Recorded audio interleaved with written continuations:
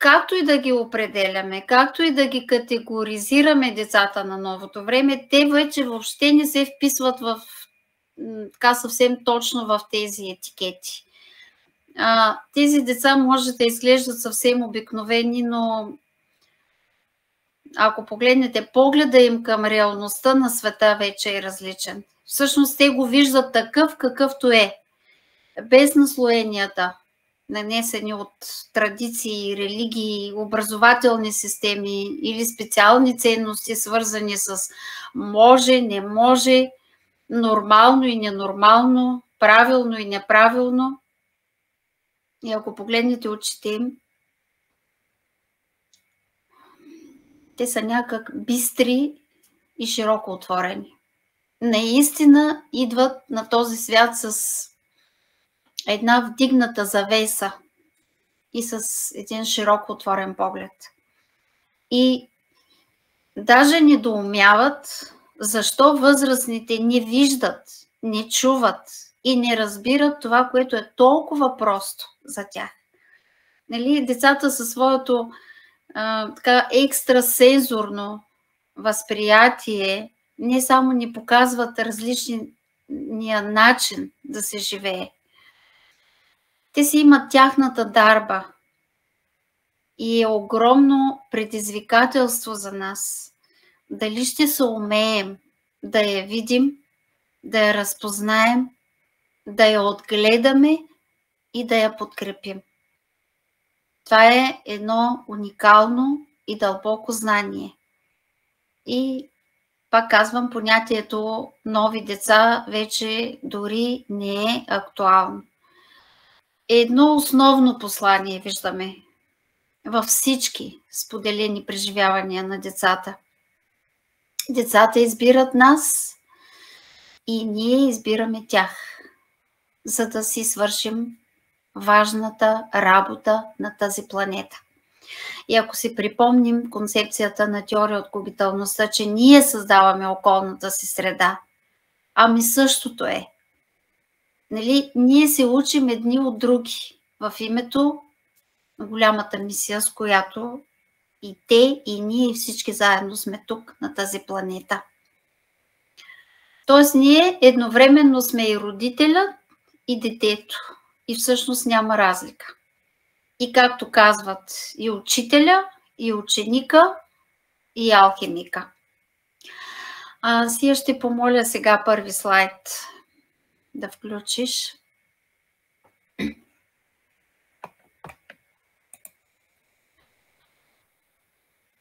От посланията на новите деца или на децата съм избрала някои от тези послания, за да ги свържем с нашите задачи. Искате ли да знаете кои сме ние? Някои ни наричат деца индиго, други екстрасенси или пък кристалните деца. Някои говорят и за алфа поколение от 2010 година насам. Говорят за алфа поколение. От 1 януари 2025 година вече се говори за бета поколение. Пак казвам, самите деца не желаят да им се дават такива категории, категоризирани определения, защото те самите казват, даже думата дете вече не ни приляга. Ние изглеждаме като деца и се държим така, както вие очаквате, но ние не сме това.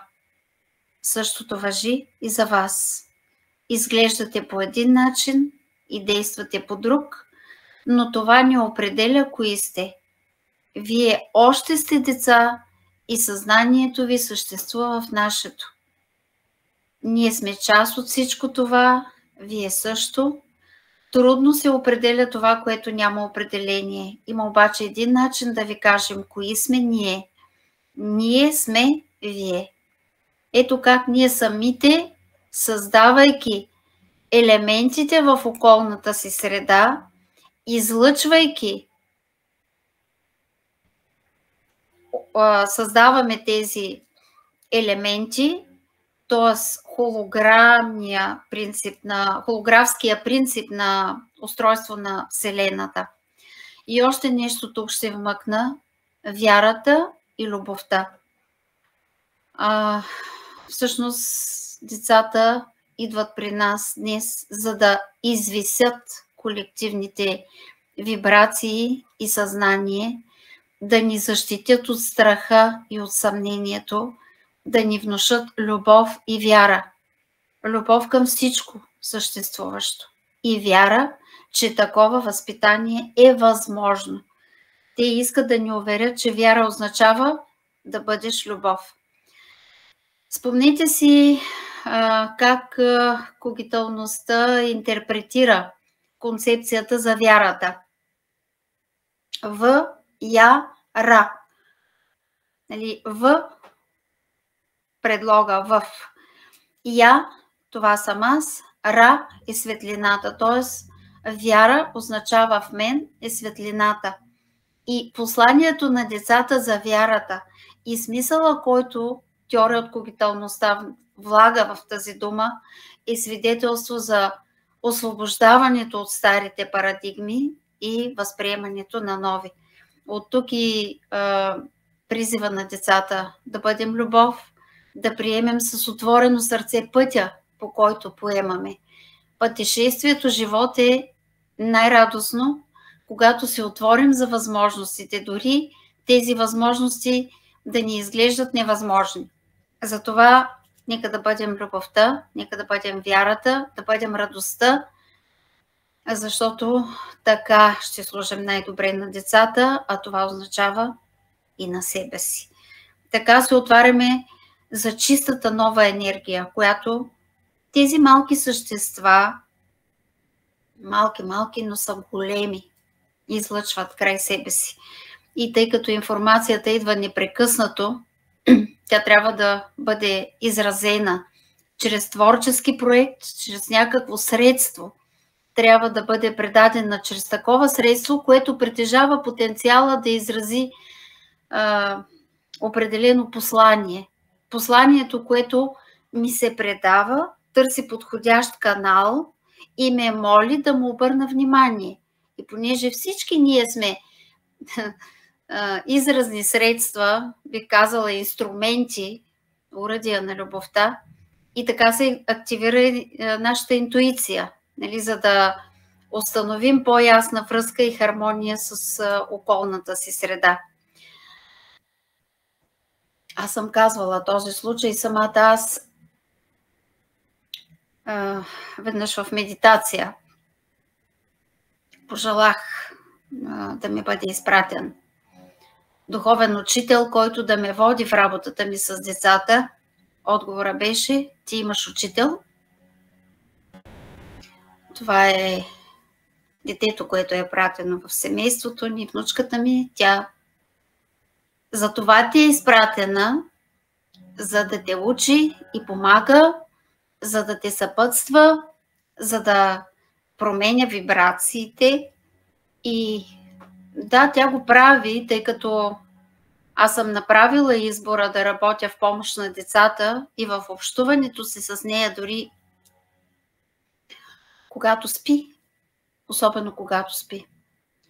Възможно ли е това в това време тя да бъде проводник на енергията, на посланията на енергийния свят? Така че е напълно възможно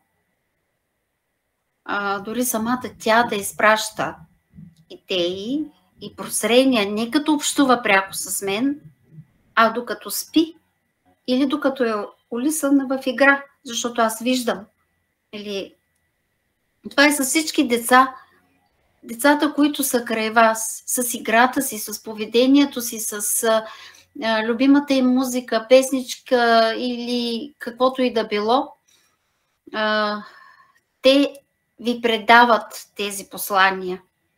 И ако ние се отворим с посока навън, т.е. да наблюдаваме околната си среда и детето като елемент от нея, който ние сме създали, елемент от околната ни среда, всъщност те ще предават тази информация. И аз така виждам в момента, примерно, любимите книги сега, това са Емил от Льонеберия и Хари Потър и Философския камък. Още сме в началото, или там до някъде на Хари Потър. Но той е интересен, защото Емил, който прави бели, и Хари, който прави магии. Попитах я, чули какво му каза Хагрид? Хари, ти си вълшебник. Тя отговори моментално, не, той каза магиосник. Аз продължавам, той е вълшебник. Тя отговаря, той каза магиосник. Не промени думите. И извадих вълшебната си пръчица, която винаги си я нося в чантата, за да бъда винаги в готовност да я използвам. И тя тогава ахва и се радва и възхищава на всяко ново нещо, което види. И в това има послание. Смисъла на което е приемането с радост, любопитство, възхита на всяко ново нещо. И после го взема в ръка и започва да го изследва. И винаги възкликва, колко е красиво. Няма значение какво е открила.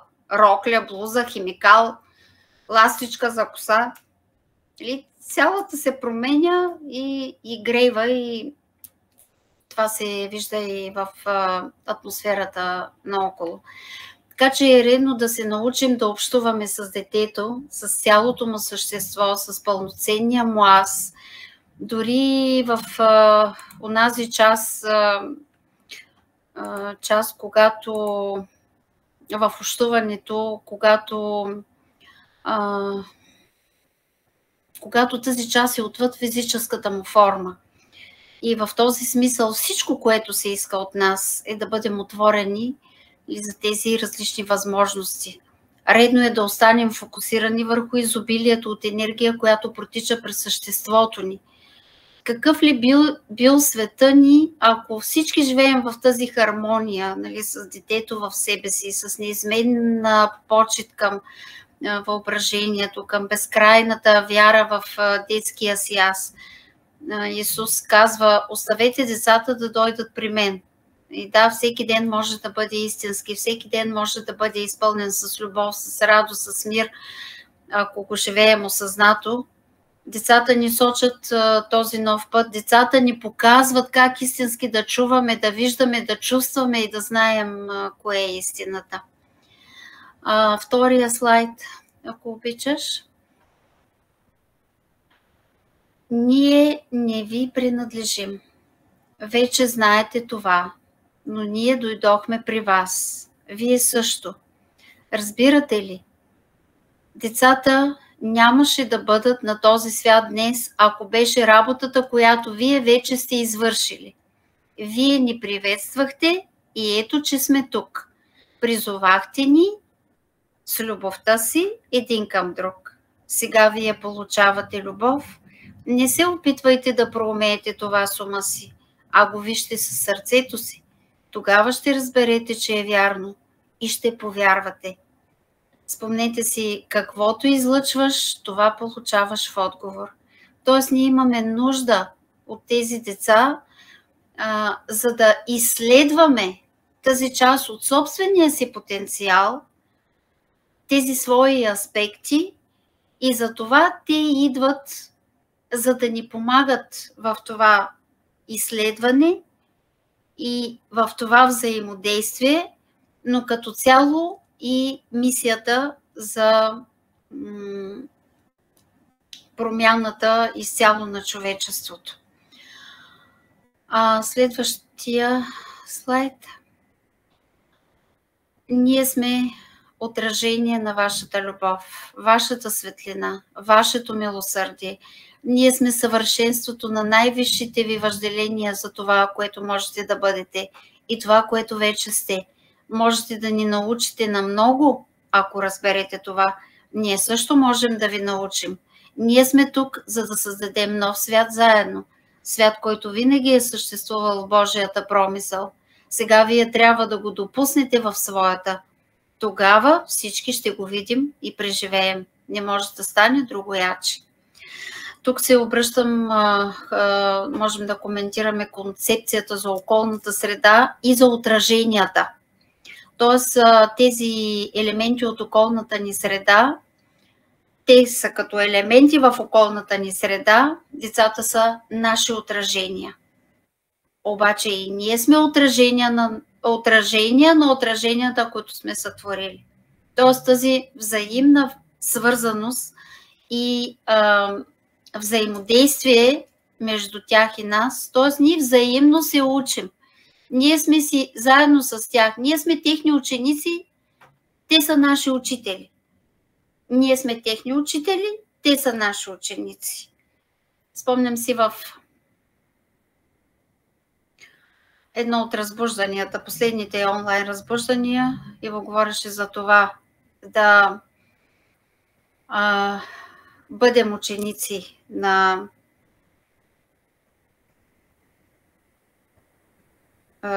на учители на околната си среда.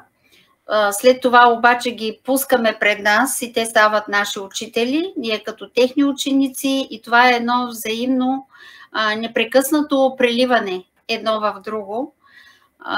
Така че да, процесът е безкраен. Ние учим тях, те учат нас и това е много, много важно, да ви кажа, и от гледна точка и като родители, и като учители, като педагози.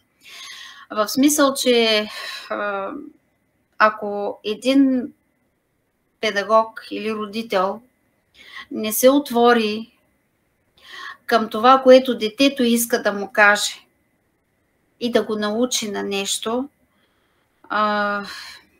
нещата наистина отиват в една тъжна посока, защото замислили ли сте се защо много често децата в малка възраст проявяват тези тръшкания? Има цели книги изписани за това. Има статии, има упражнения, как да преодолеем тръшкането, как да се справим с гнева на детето. Няма да се справяме с никакъв гняв. Няма да се справяме с никакво тръшкане, а трябва да си отворим очите, ушите и сърцето най-вече, за да видим с какво детето е искало да ни каже, а ние не сме го чули. Защото той има задача, която трябва да изпълни. А ние се затваряме и не чуваме. Не искаме да чуем, че той иска да ни каже нещо. И то вече започва да се гневи. Оттам идва, там е причината. Детето е искало нещо да ни каже, а ние не сме искали да го чуем. Това е причината за тези ситуации. Така, следващия слайд. Време е да решите да си припомните кои сте. Сега е моментът, в който може всичко да се промени за вас. Мисията на децата е да ви покажат как ще изглежда това. Погледнете ни в очите и ще го разберете. Ако оставите за миг страха си и се вгледате истински, ще видите нещо, което сами сте крили досега. Ще видите себе си, ще видите своя аз. И ние ще ви се усмихнем, защото в този миг всичко ще си дойде на мястото. За да се случи, обаче, трябва да се потрудим заедно. Искаме да ни разберете по-добре, за да ни помогнете да изпълним мисията си. Тук сме, за да ви покажем истината, която винаги е била истина. Това е във връзка с това, което преди малко говорих, че трябва да бъдем винаги отворени за посланията, които децата отправят към нас. И следващия слайд. Ако искаме да постигнем най-висшата си цел, имаме нужда от вас. Само помнете, че не го правите за нас, а за себе си. Каквото дадете, сами получавате. Това е вашия шанс да се родите отново и да израснете по начин, който ще ви отведе към съвършения живот. Ако сте готови да научите това и да го дадете на децата край себе си, самите вие ще го получите. Това е дарът, който ще направите за нас и ние ще ви отвърнем със същото. Тогава ще си спомните. Това е взаимната връзка, енергията, която тече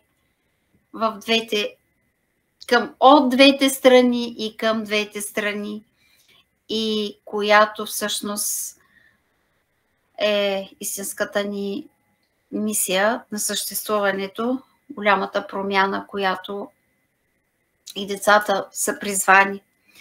Лично аз направих тази промяна в живота си, тъй като в момента, в който почувствах, че децата ме зоват да се върна при тях, не се замислих и направих промяната.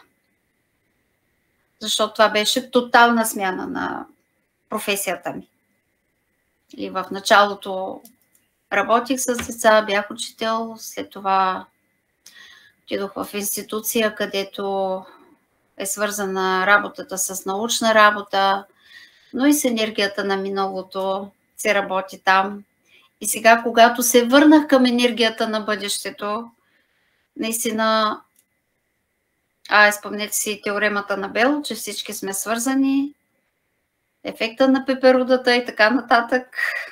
И въпросът е във всеки един момент да си даваме сметка къде има нужда от нашата енергия, къде можем да бъдем най-полезни и с посока навън да помагаме на другите. И тъй като съм прилагала тези техники и упражнения от Академия Когиталност в практиката си и отдавна така имам идеята и в предишните ни срещи, отдавна имам идеята наистина тази когиталност да бъде и в помощ на децата, но трябва да се работи най-напред с родителите. Действително, защото децата идват, те са си, нали, тази мисия, те я имат и задача. Имаме обаче и предварителни договорености с тях и сме си избрали и сега трябва ние самите да се научим как да практикуваме и как да прилагаме тези практики. Сега, тук ще отворя една скоба. В едно от последните разбуждания имаше въпрос. Една дама питаше, че има дете с церебрална парализа, как може да помогне. Иво спомена тогава за мен и каза, че ситуацията, в която аз работих с едно дете с церебрална парализа и ми хвърли ръкавицата, тя да разкаже. Сега ще го направя. Това се случи 2019 година, мисля, че беше. Академия Когиталност тръгна в 2018 година и аз бях в първата група на академията. Тогава бях много въодушевена наистина от резултатите, които много бързо започнаха да идват. И видях, че това работи. И това, което беше ключа, който в други теории, учения и философии не съм намирала, намерил го тук в теория от когиталността и това е посоката. Посоката навън, това да помагаш на другите. И когато съм практикувала тази посока, всичко си е идвало на мястото и са се случвали нещата така някак си от само себе си, като на магия. И тогава прочетох една публикация в сайта Еразград за Кристислава, която е с церебрална парализа. Нещо отвътре ме дръпна. Моментално ме дръпна към това дете. Аз знаех, че вече мога да й помогна. Тя една история малко като приказка за нея. Защото аз бях нейната фея и даже тя и днес ме нарича с друго име, не с собственото ми име. Вчера се срещахме и по улицата ме вижда и ми вика Анчи, Анчи и ме вика по името на феята. Тя пише стихове и аз си предложих да бъда редактор на стиховете и да издадем книжка с стиховете, които тя, разбира се, ги направи след това. Просто беше начин, в който да помогне на семейството си, защото при тези деца финансовите разходи наистина са много големи. Така че направихме един благотворителен спектакъл, приказка Нова вълшебна творя, така се казваше спектакъла. Ние с нея танцувахме на сцената, но действително имаше доста дълга подготовка преди това. Аз се научих да работи с плазменото кълбо, което за нея е слънчева топка. Тя го правеше. Когато имаше болки в ръката, примерно, научиха да играе с слънчевата топка с братчето и което да си я подават, подхвърля слънчевата топка, да си прави сама терапия с слънчевата топка. Тогава се консултирах с Иво, който не водеше така малко в тази ми работа, защото все пак това беше първи случай за мен все още. Изпрати и също едни капки масло от канабис беше, да. Защото маслото от канабис, то е целебната му част, нали, която влияе на, там обясняваше на мозъка, на тази централната нервна система. И в крайна сметка тя беше толкова щастлива, защото се случиха нещата. Просто аз също бях много щастлива, защото всички хора, които увлякохме в тая цялата приказка да я сътворим, Алекс, която направи предпечатната подготовка и изрисува корицата на книжката, благотворителният спектакъл на формация Пулс, който благотворително също безвъзмездно хореографката им Катя направи. Излязохме на сцената и танцувахме с нея също.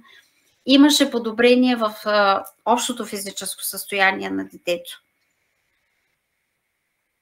Така се случват нещата. Но има и други случаи, в които, нали, сега имам нови предизвикателства от много скоро време насам. Имам ново предизвикателство. Но да се замислим защо се случва това. Да влезе в медитация и да попитат какъв е урока, който сте си заложили с това преживяване. При всички случаи за вас това е вашата промяна. За детето то е поело ролята, за да обединява хората, да ги учи на любов, на разбиране, на състрадание, на съпричастност. С една дума да ги учи на единение. И да, вас ви чака много работа. А въпросът е не да си събира средства за поредната операция на детето, а да работите заедно с детето, за да изпълните общата си мисия. Криси има идеята да направи фондация за деца, които имат такива подобни проблеми. Тя се явява на предавания. Беше много въодушевена. видя, че се случват нещата. И пак и на детето посоката е навън. Виждате ли, тя иска да създаде фундация, на която да помага на други деца. Ходи при гала на предаване, участва в различни интервюта, предавания. Ходи във Варна на един конкурс, не си спомням името на конкурса, но там взима първо място. Получи награда. И казва, моята идея е да показвам на децата с такива проблеми, че има живот, да излязат навън, да се радват на живота, да бъдат активни. И да, посоката е навън. Така че и тук мога да прехвърля към темата за болестите на децата. При всички случаи е блокиране на енергия. Може да привключиш екрана. Да, няма да пускаме другите слайдове. До тук ще спра, защото времето напредва. Така че болестите при децата, това е при всички случаи блокиране на енергия, къде ние сме ги накарали да блокират енергията с нашето поведение спрямо тях. Емоционалното им състояние, например, знаете, че синузита, примерно, е от емоция потиснат гняв. Гърло, когато ги боли, или какво те не могат да преглътнат. Гърлото е орган на общуването. Какво не могат да преглътнат. Също не си спомних за племенницата ми, която като беше малка се разболяваше и майка я питаше от какво си болна и тя казваше от градина. Нали, защото просто детето си казва, че той има нужда от вниманието, от любовта, Виждате, тук емоционално всичко е свързано с емоциите при детето. Температура, ако вдигне, може да му няма нищо. Нали? Отивате при лекар на преглед, всичко е наред. Гърло, уши, нос, гърло, всичко е наред. Слушалка слагат, всичко е наред. Обаче детето има температура. Значи, какво е температурата? Гореща енергия. Нали? Може нещо да се е разгневило. Ако някой му се е скарал и то потиснало и тя излиза като нали, под формата на... И ако вдигне температура детето, няма ли да обърнете внимание? Ето, това е начин да ви покаже, че има нужда от внимание. Не е достатъчно вниманието, което му се отделя. И по тази форма, нали, медитацията, може да му направите медитация, може да го научите да работи с плазменото кълбо, т.е. слънчевата топка. Медитацията, знаете, за придобиването на чистоти, сега в едно от последните разбуждания Иво сподели за това Акси, който в медитация е получил честотите на Леонардо да Винчи и е направил красива картина. Аз имам много примери, мога да посоча от лични преживявания, които в медитация съм си пожелала помощ. То било е чистоти. Аз даже дори в началото не съм го осъзнавала, че е точно такова. Така направих преводите на книгите на италиански. Така, когато трябваше да танцувам и нямаше хореограф, който да ми помогне, ползвах пак тази техника. Но тогава бях гледала семинарите на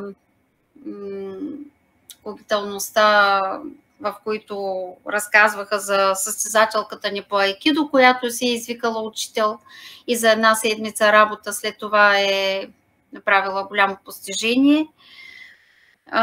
Така че тук съвсем наскоро беше и примера с трябваше ми програма при децата каква техника, какво да използвам. Мария Монтесори веднага се появи.